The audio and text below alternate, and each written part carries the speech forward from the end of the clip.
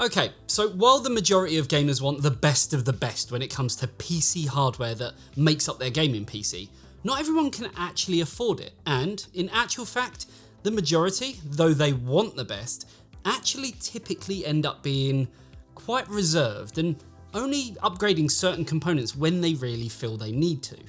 This is true mainly for the likes of graphics cards and processors, which brings us to today.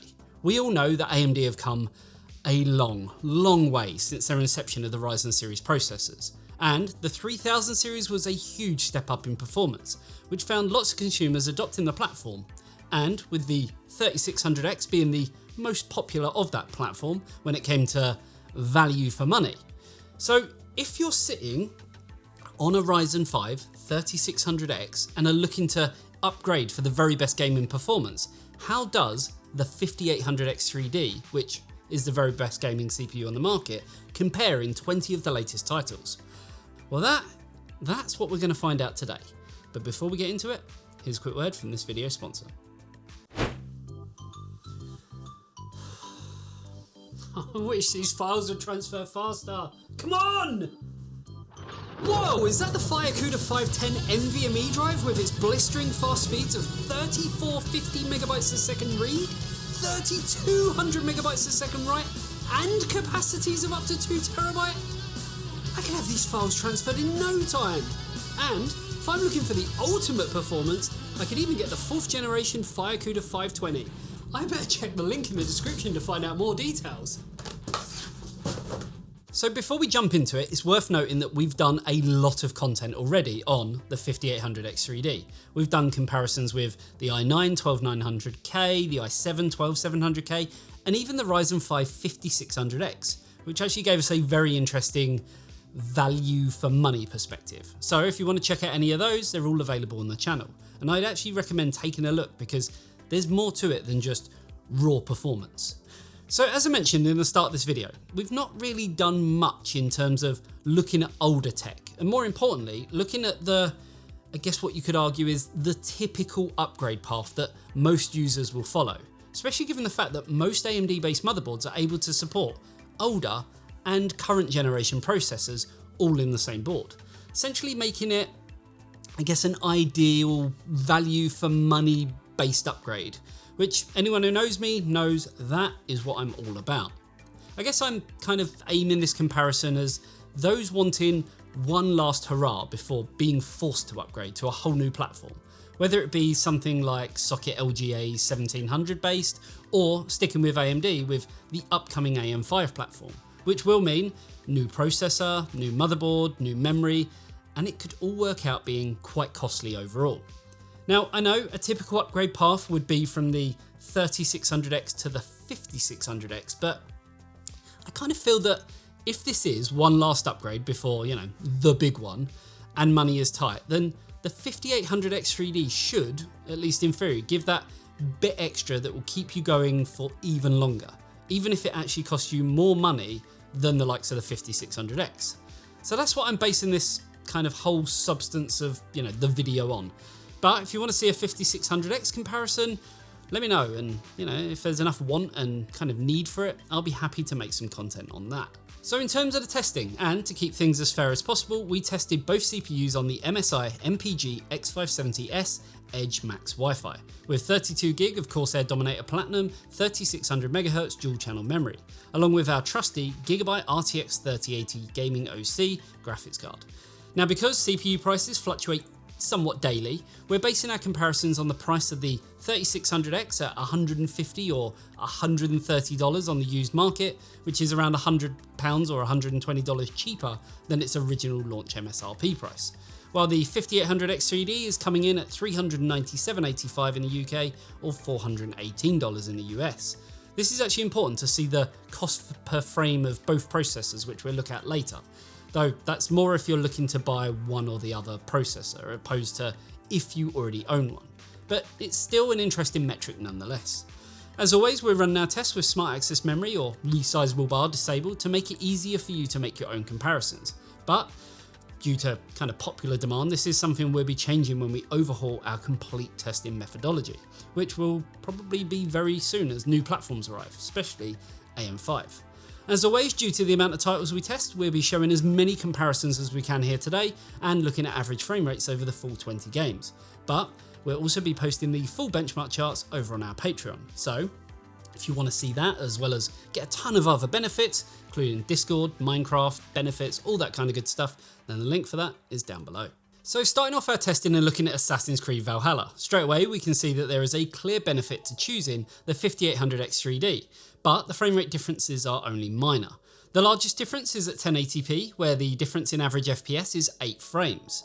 There is a bigger gap between the results in the 1% lows, with the 3600X falling 11 frames behind the 86 FPS we saw from the 5800X3D. These differences narrow as we go up the resolutions, ending up with the 3600X falling only 5 FPS behind at 4K. These differences only get larger when we move on to Call of Duty Warzone, at 1080p, 1440p and 4K. All results ended up significantly worse off, ended up 17, 18 and 16 frames different respectively.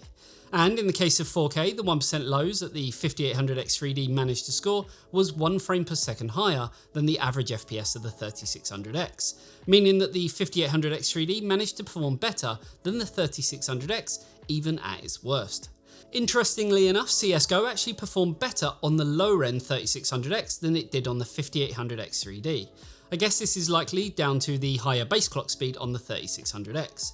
It's also worth noting that there were no presets here for settings, so for each CPU we manually made the graphical settings the same, so there wasn't any kind of automatic settings going on here. And yeah, we actually ended up seeing higher average frames per second on the 3600X in each resolution that we tested.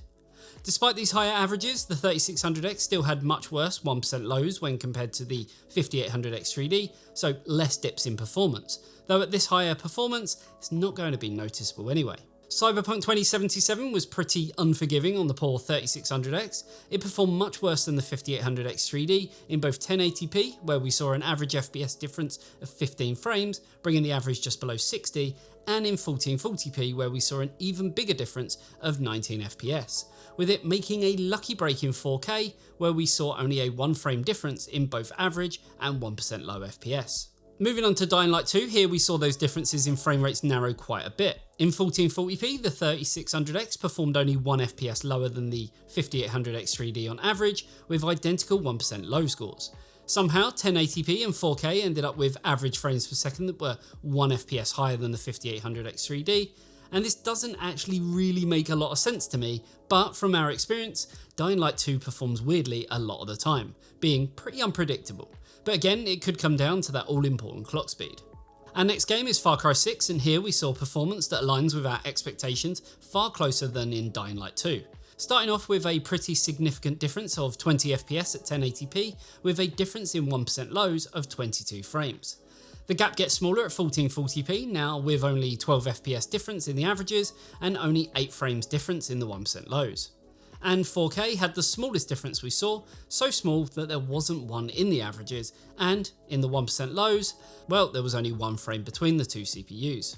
Moving on to Gears 5, we saw respectable results in all 3 resolutions on both chips. 1080p saw the 3600X a mere 10 FPS behind the average of the 5800X3D.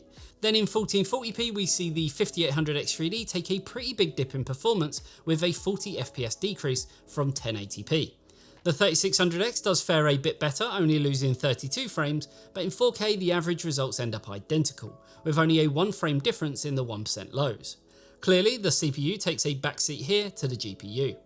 Next up is GTA 5. What we saw here was 1080p and 1440p both reaching the frame rate cap of 187 on the 5800X3D.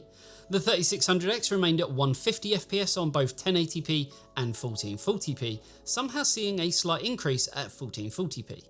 When we look at 4K, we can see that both of the CPUs had a decrease in performance, but even with this decrease, the lowest frame rate was still way above 100 FPS, which no one will complain about. The next game is Halo Infinite, and here we saw some pretty big differences. At 1080p, the 3600X scored an average FPS of 158, which fell a distant 54 frames behind the 5800X3D. At 1440p, the gap between the frame rates of the two CPUs gets a lot narrower. The 5800X3D scored an average of 157, which was 11 frames ahead of the 3600X. But at 4K, the gap gets even smaller again.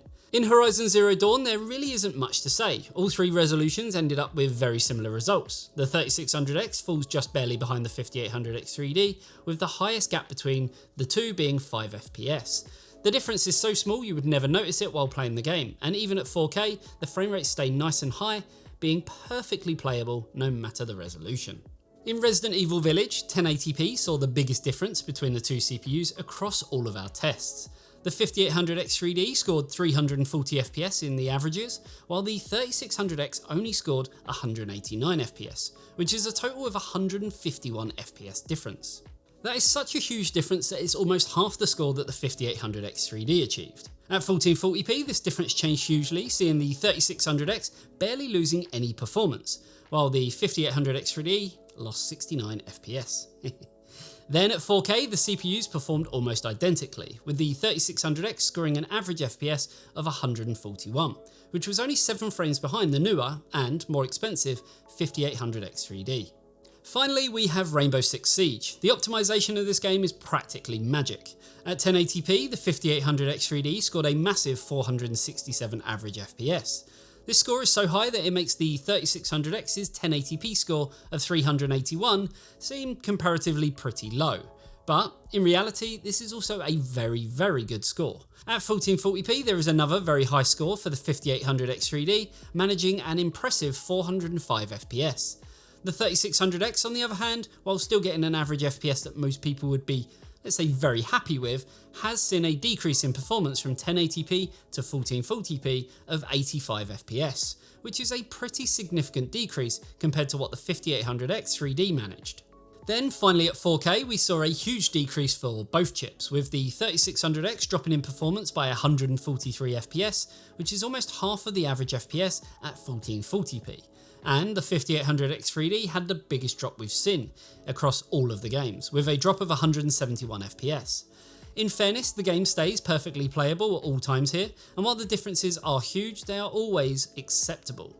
Okay, so it's plain to see that across the resolutions, both CPUs did well respectively. And as we up the resolution, we did actually start to see some pretty staggering drops. More so on the older 3600X than the newer 5800X 3D. And as we mentioned, we did actually test both of these CPUs in 20 games, as well as some synthetic benchmarks too. And we'll be putting all that data up on our Patreon for you to see. So if you want to check that out, the link for that is down below. Now, with all of that data, it is actually worth looking at the averages across all of the games that we tested. By figuring this out, we can then kind of get a general idea of the performance differences between the 3600X and the 5800X 3D. And this then allows us to calculate the value of the chips, which we will also come on to a little bit later. So at 1080p, the scores were 25 frames different between the two, favouring the 5800X 3D to no surprise. At 1440p, this difference stays pretty much the same, going down to just 18 frames difference. 4K was an interesting one though. Whilst the average FPS did drop quite a bit for both chips, the difference between them also dropped to just 8 FPS, which is an insignificant amount when we are over the 100 FPS point. It also shows us that the 5800X 3D, while it is, I guess, highly regarded as the best gaming CPU on the market, the differences overall aren't as big as you'd maybe first think. The final thing to look at is the value of both processors, and the first thing to note is that the 3600X can't be bought new anymore, so our price was kind of based on the going rate on eBay at the time of filming. And with that being said, we'll start off by taking a look at the value in pounds. Right from the get-go, we can see that the 3600X actually offers up much better value in all three resolutions, with a noticeably large difference between the two chips at 4K.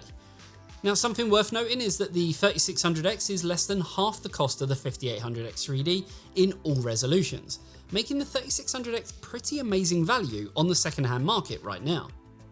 In the US, the value stays pretty much the same, but we are losing some of the value that we saw with the 3600X, but only barely. What I do find impressive about the value here is that you are paying less for 4K with the 3600X than you are for 1080p with the 5800X 3D. This was the same in the UK as well. So in both regions, the 3600X is still incredible value right now. as long as you don't mind buying a second-hand part. I know some people get a little bit funny about it, they want the warranty and they'd rather just buy new, but that then is going to cost you. So it's a pretty weird one because we have to tackle this from kind of two approaches. The first being that if you're new to the PC market and you're torn with the choice of going used or new, what choices do you actually have? And I think it's pretty easy to recommend the 3600X over the 5800X 3D based on kind of value for money. The other thing we have to look at comes down to upgrading from the 3600X and if you're potentially looking to move up to the 5800X 3D. And in my opinion, if you already have a 3600X, then there's absolutely no reason for you to make an upgrade. You're already running a very, very capable system. And with AM5 kind of right around the corner, I feel even though it's going to cost you more as a whole, as you'd need a new CPU, new motherboard, and new memory, the difference may start swinging more in favour of the upgrade later down the line. But with a CPU that's more than capable to hold its own in the latest titles at pretty decent frame rates, it does seem the Ryzen 5 3600X still has quite a lot of life still in it. So there you have it. Do you agree with my thoughts? While the 5800X 3D, don't get me wrong, is amazing and there's no doubt about that, the point of this video is to see if upgrading from the 3600X to it would be worth it. And at least in my opinion, I think it's clear to see it's just not. And I'd love to know what you guys think, so let me know in the comments section below. With that, hopefully you enjoyed this video. If you did, a like and a sub to the channel would be amazing. And if you want to help support what we do, then consider signing up to our Patreon. The link is down below. Thanks for watching. I'll see you in the next one. See you later, guys.